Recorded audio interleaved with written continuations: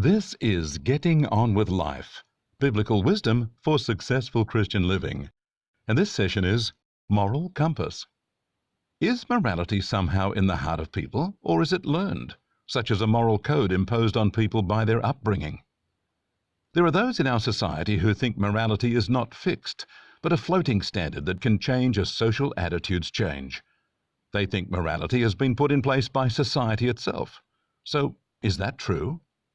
Somehow deep inside us, we have a sense for what is right and wrong, good or evil. But is that a fixed thing or just a feeling we have that can be changed? We seem to know instinctively what is good and what is evil, even when the boundaries are blurred. We see an example of this in ancient history, when God's prophet Jonah visited the city of Nineveh. God sent Jonah to Nineveh to prophesy against it and warned the city that it would be destroyed because it was evil. In Jonah chapter 1 verse 2 it says, "Go to the great city of Nineveh and preach against it, because its wickedness has come up before me." Now, if a city has become wicked, that's because the people in the city want to be wicked. They will have passed laws and made provision for their wickedness, so it would not be considered wicked anymore. Yet God was not influenced by what laws were passed. Morality and good and evil were not made by man's laws or social opinions, but by God's own moral character. What is surprising is that the great city responded to Jonah's preaching. They had made wickedness normal, so it wasn't wicked anymore, but when God warned them they would be judged, they suddenly admitted that what they were doing was evil. The king humbled himself and made a rule that everyone should fear God. In Jonah 3:8 it says, "Let man and beast be covered with sackcloth, and cry mightily to God. Yes, let them turn every one from his evil way, and from the violence that is in their hands." Wow! What happened to their socially accepted evil? It suddenly disappeared when their conscience was challenged. They could let themselves go along with evil, and they could make evil legal, but they still knew it was evil and immoral. Human conscience tells us what is right and wrong. It either excuses us or accuses us when we do things. In Romans 2:15 we are told, "They show the work of the law written in their hearts, their conscience also bearing witness, and their thoughts the meanwhile accusing or else excusing one another." Those who deny a fundamental moral compass need only consider what things they think to be evil or reprehensible, such as senseless carnage, rape, murder, deceit in office, genocide, and the like. Then they can ask themselves why those actions should be wrong. There is somewhere some reference point by which our actions are measured. So, how do we know we have the right line of demarcation between right and wrong?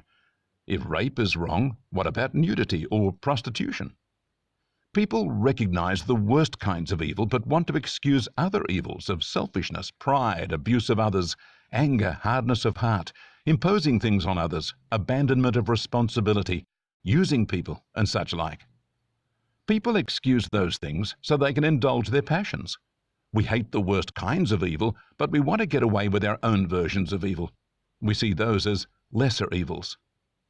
The Bible tells us that if we have broken the moral boundaries in the least item, we are guilty of having broken those boundaries in the most serious way. James 2:10 tells us, "Whoever keeps the whole law and yet offends in one point is guilty of breaking all the law." We live in confusing times when things that everyone recognized as evil are now being promoted and legalized. That creates internal confusion, and for some it involves destroying their conscience so they don't have to live with a sense of guilt and shame. In 1 Timothy 4:1 and 2, Paul says, "The Spirit expressly reveals that in later times some will abandon the faith to follow deceitful spirits and the teachings of demons, influenced by the hypocrisy of liars, whose consciences are seared with a hot iron." Yet despite all the celebration by some that they have effectively changed morals in the community, all they have done is push their own values and their own desires. The moral compass hasn't been changed, just as it wasn't changed in Nineveh, despite the whole society equally engaged in their activities.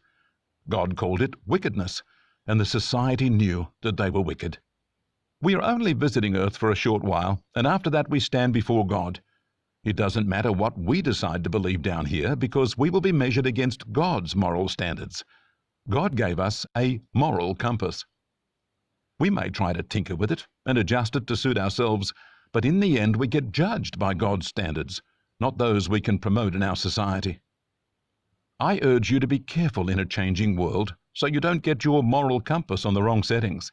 Soon enough you will stand before God, and He will measure you by His morals, not yours.